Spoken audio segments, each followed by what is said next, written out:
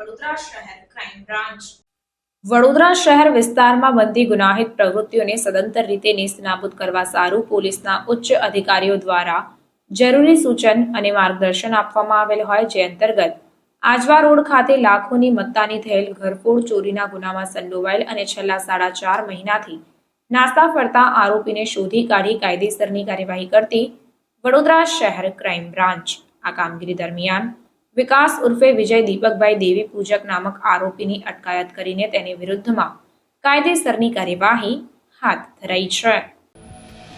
સમાચારોની ઝડપી અપડેટ માટે હમણાં જ જન અર્પણ ન્યૂઝ ચેનલને લાઇક, શેર અને સબસ્ક્રાઇબ કરો.